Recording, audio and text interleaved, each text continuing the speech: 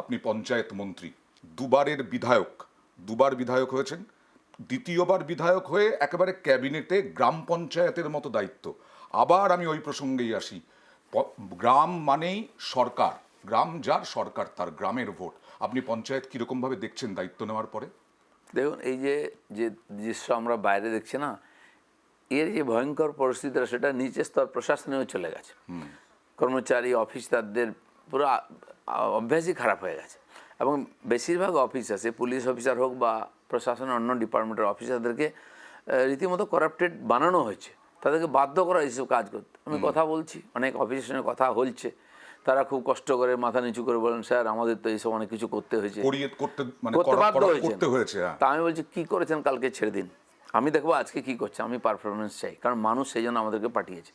আপনারা এটা করুন। সঙ্গদোষ থাকে, মানুষ যার সঙ্গে থাকে খানিকটা তার এরকম হয়, সেটাও হয়েছেন ধরে নিলাম আমি। কিন্তু যদি আপনি অপরাধ করে থাকেন, আর আইনের হাত অনেক লম্বা, আইন যদি আসে তখন কেউ কাউকে বাঁচাতে পারবে না, আইনের সামনে সবাইকে যেতে হবে, কিন্তু চাকরি করতে হবে। সব পঞ্চায়েত তৃণমূলের দখলে, জেলা পরিষদ পঞ্চায়েতের সেই জন্য তৃণমূলের দখলে, আপনার অসুবিধা হবে? আমার অসুবিধা সবচেয়ে বেশি। আমাকে যদি পারফরমেন্স করতে হয়, পঞ্চায়েত চাই, টাকা আসবে, প্রধানকে সই না করলে বিল পেমেন্ট হবে না, চেক উঠবে না।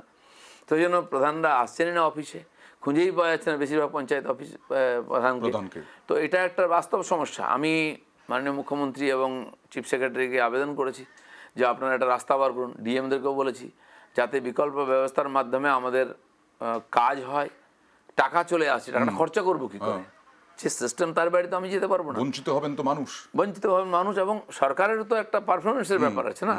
পঞ্চায়েতে এত টাকা আসে, এত বড় নেটওয়ার্ক, সেটা যদি কাজ না করে সরকার এগোবে কী করে, দেখাবে কী করে পারফরমেন্স? সেই জন্য ভাবা হচ্ছে যে সেখানে বিকল্প কোনোভাবে টাকাকে খরচা করে এই প্রকল্প যদি লাগু হয়।